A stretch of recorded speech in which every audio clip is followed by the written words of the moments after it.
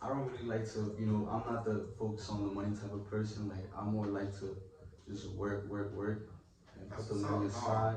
Like the money will come, like Mm-hmm. everybody knows that. Or everybody should know that. No, definitely. But But I with mean, the I feel vision, like yeah, sometimes you also gotta set yourself up in a place where where I call it is like it's undeniable. It's inevitable. Like so it's also creating that art, but putting yourself in a position where it's kind of like like why don't I like like invest in this dude or why don't I want to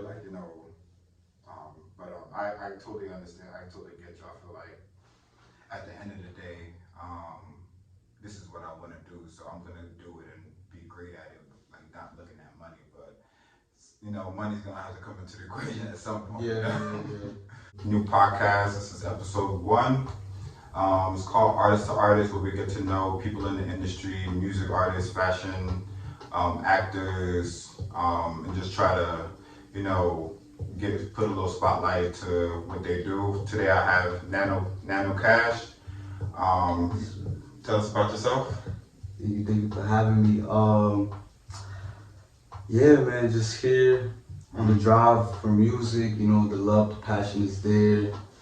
Been making music since I was 15 years old. Mm-hmm. Actually, used one of my uncle's laptop to start using FL Studio, and it just That's how it all that's how began. it all began. That's I what's up, was yeah. the summer of 2015 Mm-hmm. was like when I started that. Okay.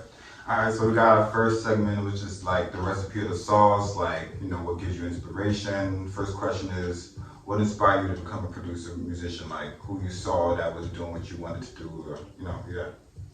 Um, Actually, in high school, my boys, Rob Surreal, shout out to Rob Surreal, shout out Zane Gang Beats.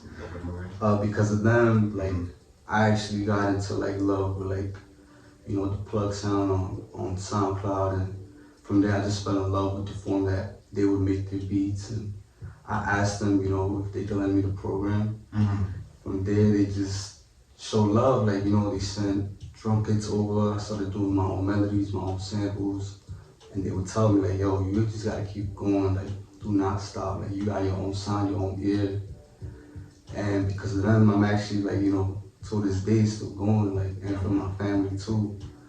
But if it wasn't for them, I would not be like, I probably wouldn't even have passion for music, or like wouldn't even went out of my way to try it. But All right, but so it's like they make music. So how did you kind of like, try to make your sound a little bit different from them? Like, where did you get inspiration to create your own sound?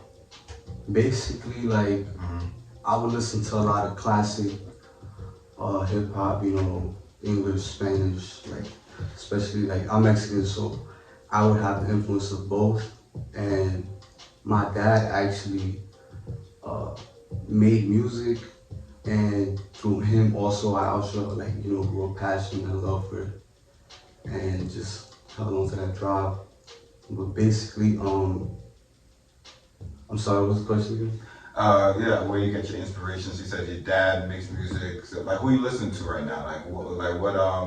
Because I know for me, like, when I'm coming up with new stuff, like, it don't even be like, I'm trying to even sound like that artist. All of a sudden, I'm listening, I'm making music, I'm like, damn, this kind of sound like, what's the name? Like, Miguel a little bit, or this kind of Yeah. sounds like, some like Bryson Tiller joint, So what do you feel like when you're creating, you kind of like, damn, I like subconsciously created something similar to this? Well, actually, just having an ear for melodies and stuff like that, like it could be sampled or it could be flipped. Like for example, I would take a R&B sample and flip it to drill and try to do an R&B drill. I could do like, for example, like my like Mexican samples. Like I would take that and make it into like a classic old school type of vibe. That's what's up. That's what's Like up. just flipping and having What an comes to ear. me is that record with Tiger and I think it's My bitch go to Yeah, that shit was fire. Like, I like when they kind crazy, of like mix like you know Spanish fusion. You know they got Cardi B delving into that, Bad Bunny like taking over the whole game when it comes to music at all. Like so, the songs are cool and everything, but it's just like another like bad thing, like not bad thing, but like for example, the Mexican people they were like, oh that's fucked up because like you guys are over here like doing the same thing, like y'all profiting off us, and I'm like, bro, it's not that. It's just they're just showing love. and you bringing it's still love at the end of the day. Like, exactly. So like, everybody gonna eat if we all like, for real. Like Bad Bunny's been met doors for a lot of artists. I think that they just met a record within the U.S. where like they just got over. I don't know how much money. I can't even tell. Y'all go fact check that, but they broke a record with how much Latin music is and like how powerful that industry is. You know. Yeah. I mean, I call him the number one in the world right now, Bad Bunny. He really is, like you know, really they got is. J Balvin taking over the industry, a lot of them. But we're gonna get into the next segment. This one is called Let's Talk Money. So you don't gotta like share everything. I know sometimes it's like as a businessman, we all got our own strategies, but if you would like to share, like how do you find, like how you go about getting new clients, fans, like you know, how do you figure out what's your next project to work on? Basically, I would like I like to, like stack up my music and then decide then and after, like, oh, I'm gonna drop this or, I'm gonna drop this. Because I haven't really been dropping a lot of stuff on my pages recently, but I do have collaborations that on my page, like I repost and stuff like that. So it's like people should be able to see that because that's also like the new stuff that I'm doing or I'm up to as of now.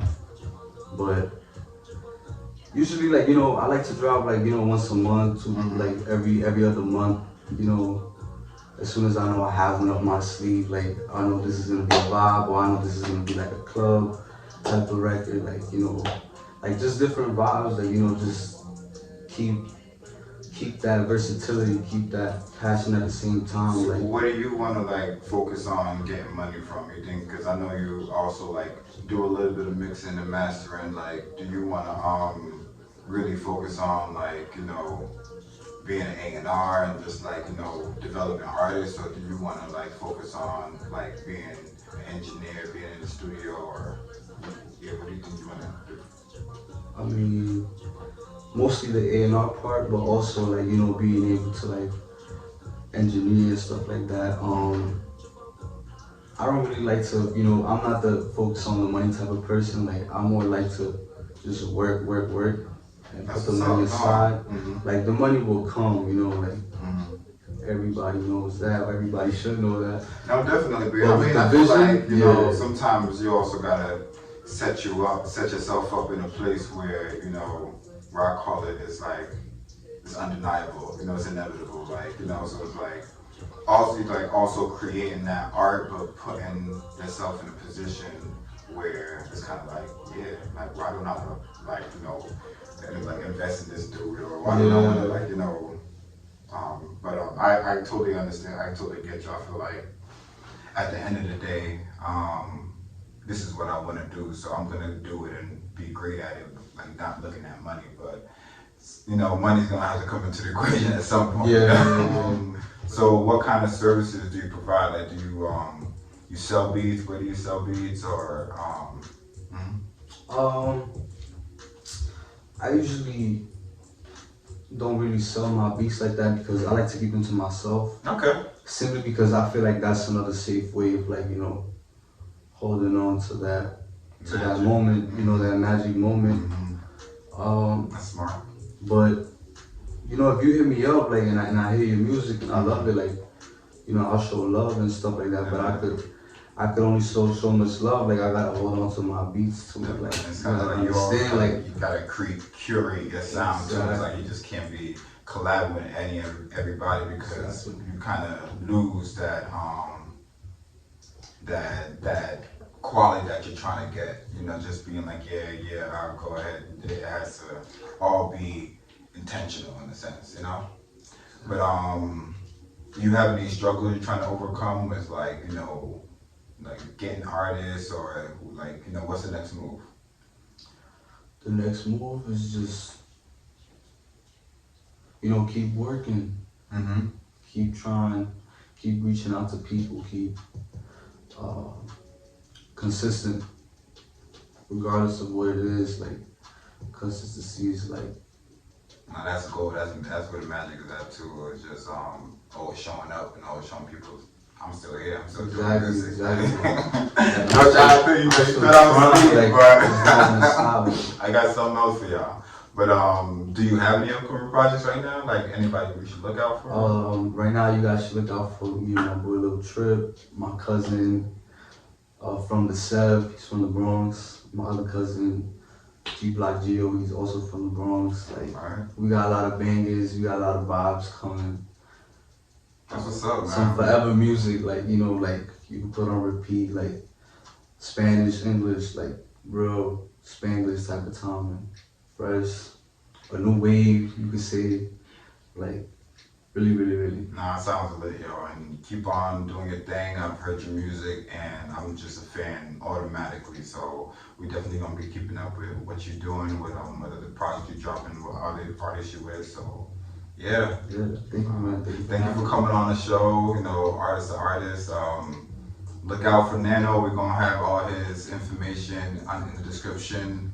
Make sure I subscribe, like the page. Peace.